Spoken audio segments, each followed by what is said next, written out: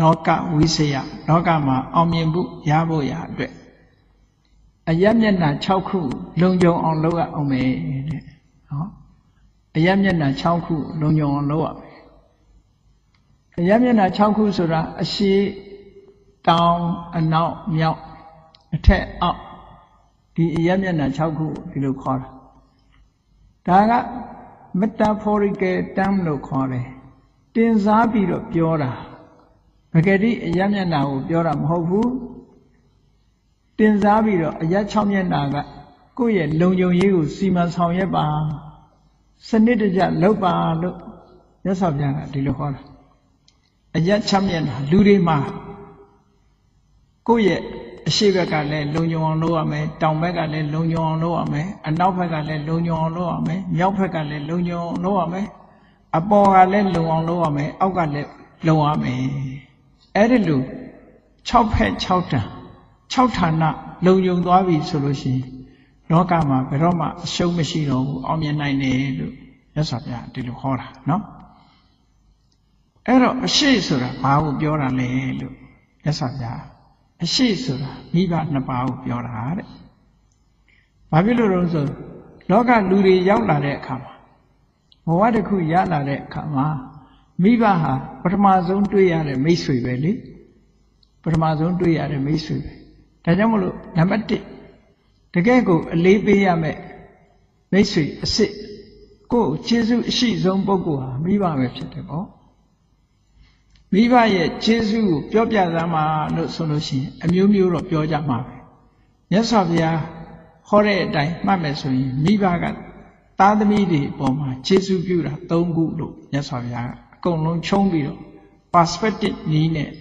ပြောထားတာရှိတယ်ဟောထားတာရှိတယ်ဘာလဲလို့ဆိုရင်အာပါဒကကိုဘေးရန်အန္တရာယ်မရောက်အောင်စောင့်ရှောက်လာခဲ့တယ်ဒါတစ်ခုပောတကမစားတတ်ခင်ကလေးကငယ်ငယ်လေးတွေကကိုယ်ကျွေးလာတယ်ဟောဣမတ္တလောကတ္တဓာတိတာတော့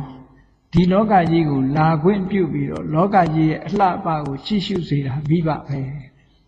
ဟုတ်တယ်လေအမေကနေမလာခဲ့နဲ့လို့ဆိုပြီး abortion လုပ်လိုက်ဘယ်လိုလုပ် abolish လုပ်နော် abortion လုပ်လိုက်ဒုက္ခရောက်မသွားဘူးလား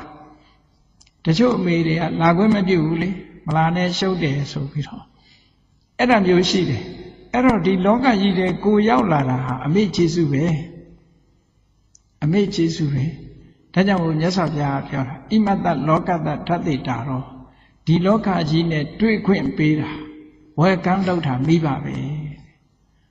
မိဘရဲ့ကျေးဇူးဟာဒီ3ခုတည်းနဲ့ပဲဒီဆက်ဖို့ဆိုတာအလွန်ခက်တယ်ပေါ့ကျွေးတာပြန်ကျွေးလို့ရတယ်စောင့်ရှောက်တာပြန်စောင့်ရှောက်လို့ရတယ်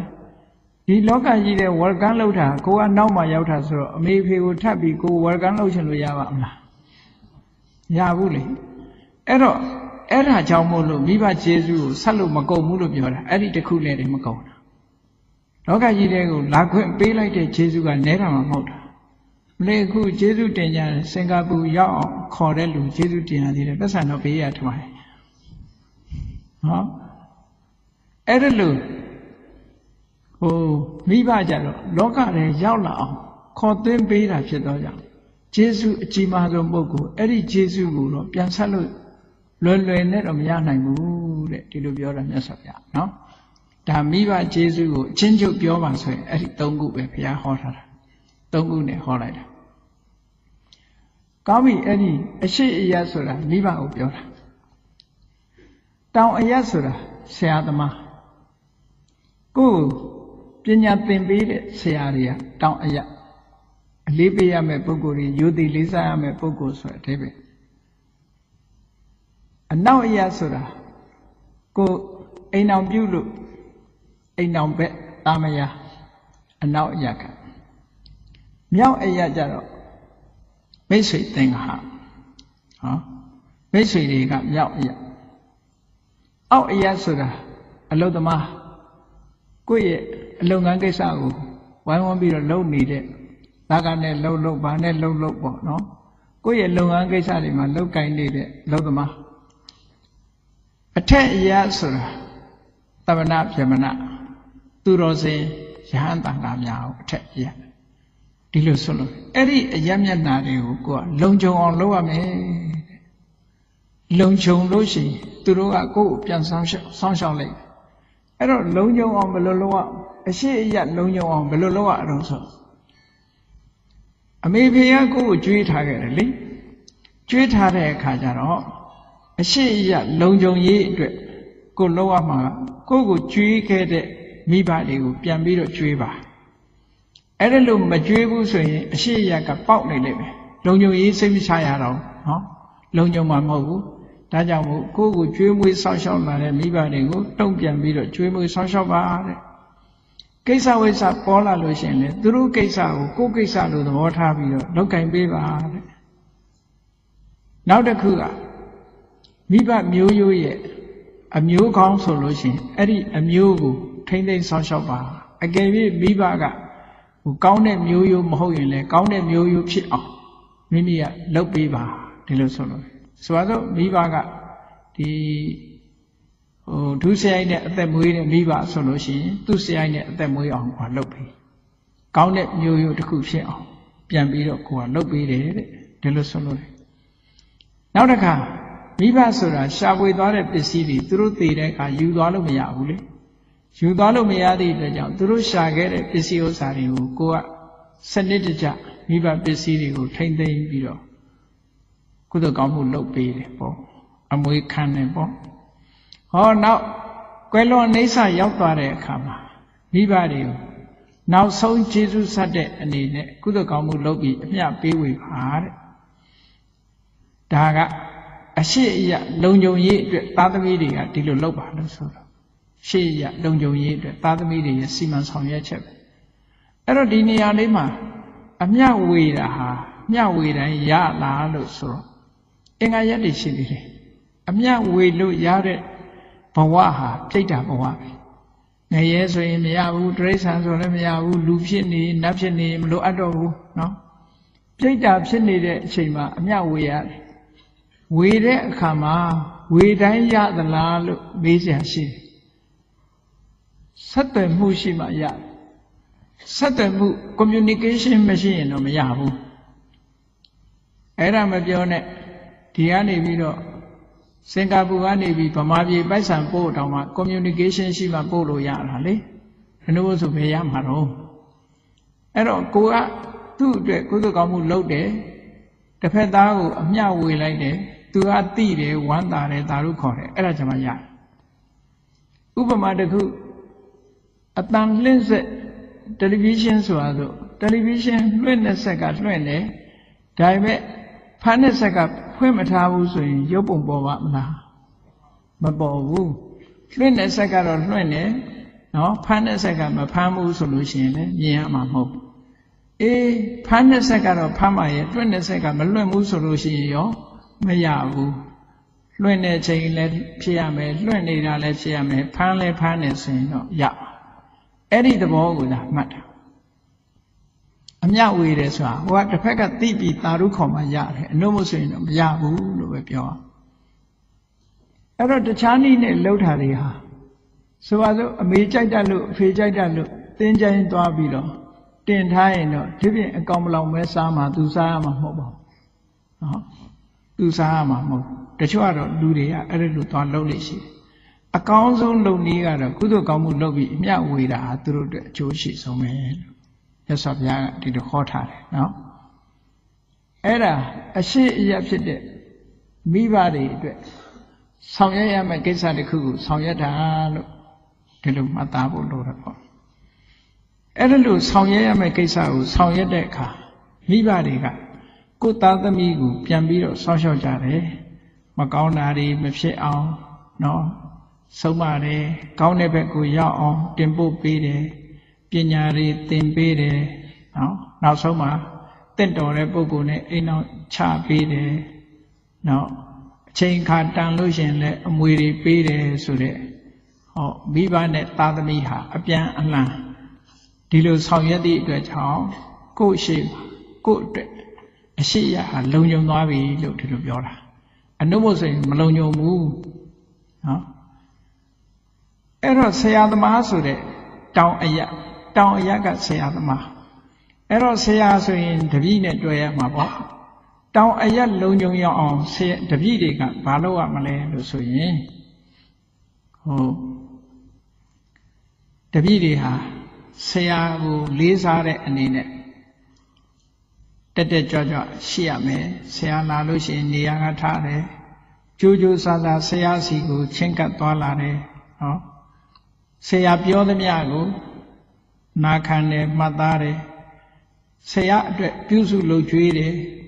ဆရာသင်ပေးတဲ့အတတ်ပညာကိုတလေးတစားမှတ်ယူတယ်လို့ဆိုလို့ရှိရင်တောင်အရက်အတွက်သူကလုံခြုံရေးစီမံတာပဲဖြစ်တယ်ပေါ့အဲ့ဒါလို့လုံခြုံလာတဲ့အခါကျတော့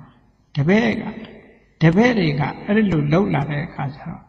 ဆရာတွေကနေပြီးတော့တပည့်တွေပေါ်မှာပြန်ပြီးတော့တုံ့ပြန်လာတာတွေရှိတယ်ပေါ့အဲ့ဒီတုံ့ပြန်မှုကအရေးကြီးဆုံးပဲပေါ့ဘာတွေအရေးကြီးတော့ဆိုရင်တပည့်ကိုကြာကြာနာနာပညာတတ်အောင်ဆရာကသင်ပေးတယ်သင်ပေးတယ်အတတ်ပညာအားလုံးကိုချွင်းချက်မရှိဆရာအာစရိယမုဋ္ဌိမထားဘဲနဲ့တပည့်ကိုသင်ကြားပေးတယ်ကောင်းတဲ့အချက်တွေကိုတပည့်ကိုမှတ်သားစေတယ်နောက်ပြီးတော့မိတ်ကောင်းဆွေကောင်းတွေစီကိုတပည့်ကိုအနှံပေးတယ်ဘယ်ကိစ္စပဲဖြစ်ဖြစ်ဆရာရဲ့မျက်နှာနဲ့ဒီတပည့်ဟာသွားလျာရမှာမျက်နှာပွင့်တယ်လို့ဒီလိုပြောတာနော်အယက်မျက်နှာပဲသွားဆရာရဲ့ခုံကျေးဇူးနဲ့အန္တရာယ်ကင်းကင်းရှင်းရှင်းဖြစ်စေတယ်ဒါဆရာရဲ့မေတ္တာကိုခံယူလို့ရတဲ့အခါမှာတောင်အယက်လုံခြုံသွားပြီလို့ဒီလိုပြောတာဒီနည်းနဲ့တောင်အယက်ကိုလုံခြုံအောင်လုပ်ရမယ်အနောက်အယက်ဆိုတာဘာလဲလို့ဆိုရင်ပါမယအိမ်တော်ရသားကြတဲ့ပုဂ္ဂိုလ်တွေအနောက်အယက်လုံခြုံမှုအတွက်လှုပ်တဲ့လှုပ်ထိုက်တာပါတော့ဆိုရင်အမျိုးသားတွေအိမ်တော်ရသားကြပြီဆိုလို့ရှိရင်မိမိတို့ရဲ့ကျင့်ရာအမျိုးသမီးတွေပေါ်မှာမျက်မျက်နှိုးနှိုးဆက်ဆံရမယ်ကျင့်ကျင့်နာနာဆက်ဆံရမယ်လို့ဆိုလို့အထင်သေးအမြင်သေးဘယ်တော့မှမလုံးမိစေနဲ့ဒါတစ်ခုနောက်တစ်ခုကကိုယ့်ရဲ့ရှင်မောကျင့်ဘက်ကလွဲလို့တခြားအပေါ်မှာစိတ်ဝင်စားမှုမလုပ်အောင်ဘူးနောက်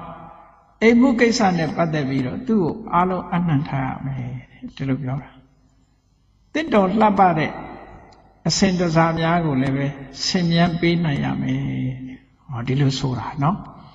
အဲ့ဒါလို့ဆိုလို့ရှိရင်အနောက်အရာဟာလုံခြုံသွားတယ်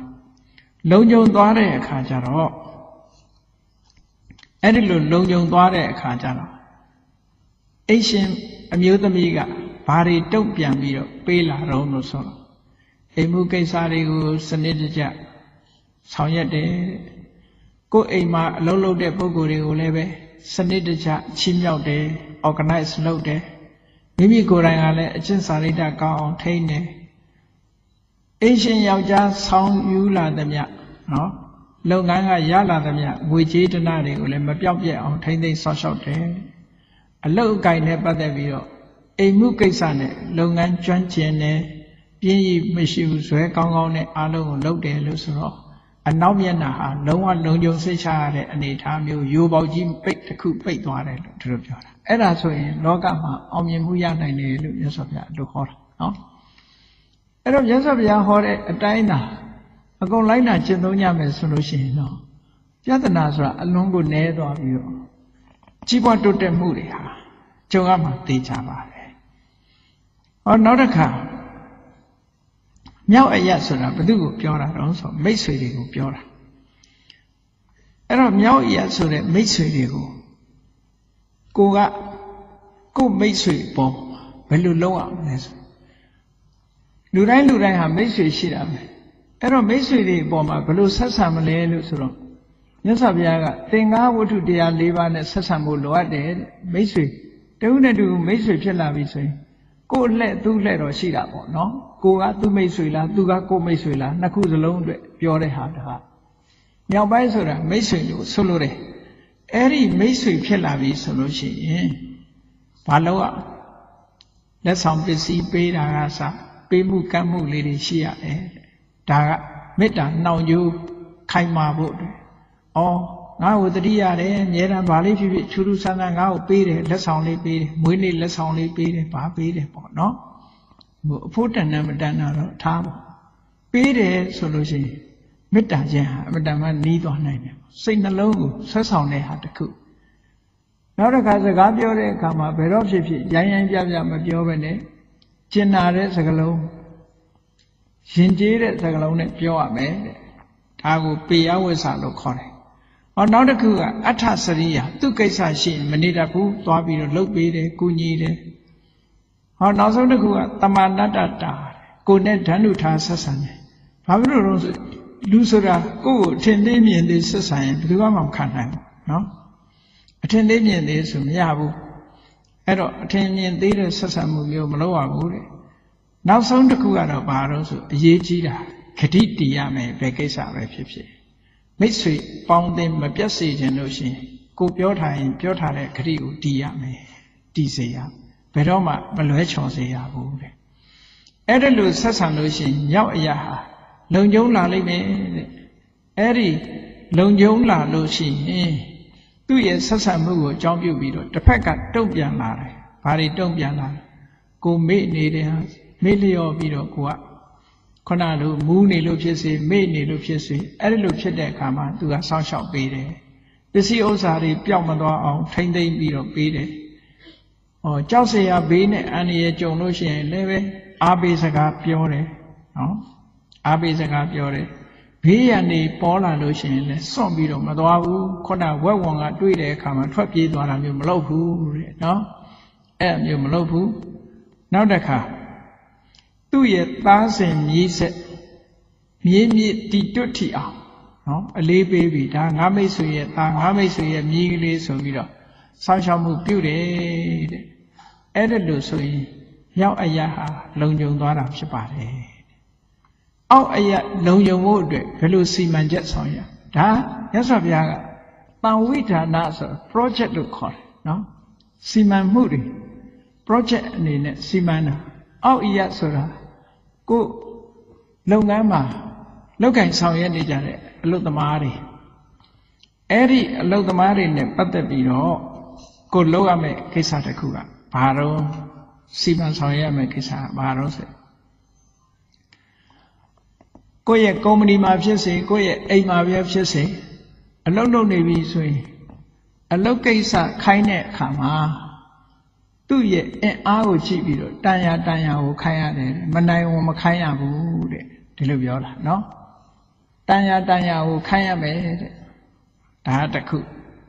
နောက်တစ်ခုကဘာတော့ဆိုရင်ပုံမှန်သတ်မှတ်ထားတဲ့လစာကိုပေးရမယ်အလုပ်သမားတွေကိုပုံမှန်လစာပေးရမယ်နေမကောင်းထိုင်မသာရှိပြီဆိုလို့ရှိရင်ကြည့်မနေရဘူးကိုကကုညီပြုစုပေးရမယ်တဲ့ဟော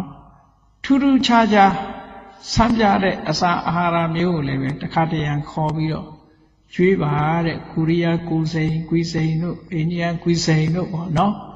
ကောင်းတာလေးတွေတစ်ခါတလေခေါ်ပြီးတော့ကျွေးပေးပါတဲ့အလုပ်သမားတွေကိုနောက်ဆုံးကြတော့ဘာလို့ဆိုရင်တမယေဝတ္တခေနာတင့်တော်တဲ့အချိန်မှာခွင့်ရတွေပေးရမယ်လို့ပြောတယ်နော်ခွင့်ရလေးတွေပေးရမယ်ဆိုပါစို့အမျိုးသမီးတွေဆိုလို့ရှိရင်ကိုလေးလက်ဝင်ဖြစ်လာလို့ရှိရင်ခွင့်ရပေးလမ်းစာမဲ့မဟုတ်ဘူးလမ်းစာနဲ့ခွင့်ရတွေပေးတယ်အဲ့ဒါလို့ဆိုလို့ရှိရင်အဲ့ဒီအလုတ်လုတ်တဲ့အလုတ်သမားတွေဟာကိုယ့်ရဲ့အလုတ်ရှင်ပေါ်မှာပို့ပြီးတော့ယေရှုတင်လာပြီးတော့အလုတ်သမားအလုတ်ရှင်ဆက်ဆံရေးဟာပိုကောင်းလာတယ်ဒီလိုပြောတာနော်အဲ့ဒါလို့လုံးမလုံခြုံစိတ်ချရတယ်တဲ့အဲ့ဒါလို့လုံခြုံစိတ်ချအောင်ဒီလိုအလုတ်သမားတွေကိုအခုလိုခိုင်းလို့မိမိဘက်ကတာဝန်ကျေတဲ့အခါမှာအလုတ်သမားဘက်ကအလုတ်ရှင်ကိုပြန်ပြီးတော့တုံ့ပြန်လာတာတွေရှိပါတယ်တဲ့တုံ့ပြန်လာတာဘာလို့ဆိုအလုတ်သမားကဝတရားကြည်တယ်စောစောထားတယ်နောက်မှအိတ်တယ်ဝေယဝိဆာလုပ်တဲ့အခါမှာအမြဲတမ်းခီးယူတဆိုင်လုပ်တယ်နောက်တစ်ခါမှာပေးတာကိုသာယူတယ်ဟောမခိုးတတ်ဘူးမတူတတ်ဘူးပေါ့နော်ပစ္စည်းတွေကိုတိတ်တဆိတ်မယူဘူးဘာလို့ဆိုအလုတ်ရှင်ကကောင်းတာ ကောင်းလို့ရှိရင်ခိုးယူတာမျိုးတွေမလုပ်ဘူးတဲ့ဘယ်လောက်တော့ကမြန်မာပြည်မှာဘီယာရောင်းနေတဲ့အလုပ်ရှင်တဦးနဲ့ပတ်သက်ပြီးတော့ပြောဘူးတယ်အဲ့တော့နှစ်တိုင်းဒီအလုပ်တိုင်းမှာဘီယာပလင်းကအပြက်ပြပြီးတော့အလုပ်သမားကတောက်တာရှိတယ်နော်တောက်တာရှိတယ်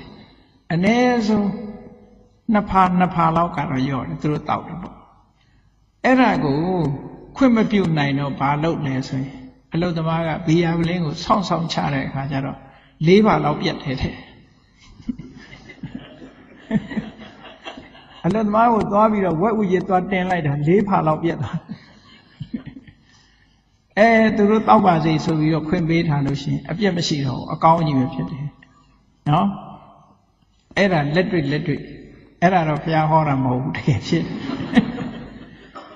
ဟုတ်မြတ်စွာဘုရားကလည်းဒါတွေမြင်တယ်လေနှစ်ဦးနှစ်ဝစိတ်ချမ်းသာမှုရှိမှလုပ်ငန်းဆိုတာပျက်စီးနေတာအနှုတ်မို့ဆိုရင်အလုပ်ရှင်နဲ့အလုပ်သမားမေတ္တာခန်းချောက်လာပြီဆိုလို့ရှိရင်တနည်းနည်းနဲ့ပျက်စီးတတ်တယ်ပေါ့တနည်းနည်းနဲ့ပျက်စီးတတ်တယ်အဲ့ဒါကြောင့်မလို့ဒီအလုပ်ရှင်ဘက်ကလည်းပဲညှတာတဲ့သဘောတွေပြရမယ်ပြလို့ရှိရင်အလုပ်သမားဘက်ကလည်းပဲထိန်းသိမ်းဖြစ်လာတယ်လို့ဒီလိုဆိုတာဒီချက်တွေကနောက်တစ်ခုပါတော့ဆိုရင်သူကတကမ္မကရာအလုပ်ကိစ္စနဲ့ပတ်သက်ပြီးတေသေးတတ်လှုပ်လာတယ်တေသေးတတ်လှုပ်တော့ကိတ္တိဝန္ဒဟရာအလုပ်ရှင်ကဘလောက်ကောင်းတယ်ဆိုတာအလုပ်သမားတွေကကြော်ညာပြီးသားဖြစ်သွားတယ်အလုပ်ရှင်ကဘလောက်ကောင်းတယ်ဆိုတာကိုသူတို့ကပြောတဲ့စကားနဲ့တည်းပဲဂုဏ်သေးတွေတက်ပြီး dignity တွေအပြည့်အဝရဒီလိုဆိုလိုတာနော်အဲ့တော့မြတ်စွာဘုရားဟောတဲ့အတိုင်းဆက်ဆံရေးကောင်းကြမယ်ဆိုလို့ရှိရင်တော့အနည်းနဲ့အများကြီးပွားတိုးတက်ပြီးလောကမှာအောင်မြင်မှုကိုရမယ်ဆိုတာသိကြပါလေဒါကြောင့်အယမျက်နှာ6ခုဒီဖူလုံးအောင်ဆောင်ရွက်ကြရအောင်နောက်ဆုံးတစ်ခုကတော့တမနာဗြဟ္မဏတွေပေါ်မှာသူတော်စင်တွေပေါ်မှာဒီရိုးသေးလေးစားစားနဲ့ဆက်ဆံပြီးတော့သွားမယ်ဆိုရင်သူတို့စီကတုတ်ပြန်လာတယ်မကြောက်ဘူးတာတွေကြားဟောပြောပေးမယ်မသိသေးတဲ့အသိပညာတွေဟောပြောပေးမယ်ကောင်းတဲ့ဘက်ကိုရောက်အောင်ပို့ဆောင်ပြီးတော့ပေးမယ်တမလွန်ဘဝရောက်တဲ့ခါမှာလည်းကောင်းရသူတိရောက်မဲ့တကယ်လမ်းကြောင်းကောင်းကိုဖော်ကျူးပေးနိုင်တယ်ဆိုတဲ့အထက်အရာရဲ့လုံခြုံမှုကလည်းပဲရရှိသွားနိုင်ပါတယ်ဒါကြောင့်မို့လောကအောင်မြင်တဲ့ပုဂ္ဂိုလ်ဟာအရှိအရာလည်းလုံခြုံစိတ်ချရအောင်တောင်အရာကလည်းလုံခြုံစိတ်ချရအောင်အနောက်အရာကလည်းလုံခြုံစိတ်ချရအောင်မြောက်အရာတို့နော်အောက်အရာအထက်အရာတွေကလည်းလုံခြုံစိတ်ချရအောင်ဘုရားမြတ်စွာဟောကြားထားတဲ့ဤစနစ်အတိုင်းလိုက်တာကျင့်သုံးမယ်ဆိုလို့ရှိရင်လောကဝိစယလမ်းစဉ်အရာအောင်မြင်ကြီးပွားကြမှာဖြစ်တယ်လို့ကိုယ်စီသဘောကျပြီးကြိုးစားအားထုတ်နိုင်ကြပါစေကုန်သတည်း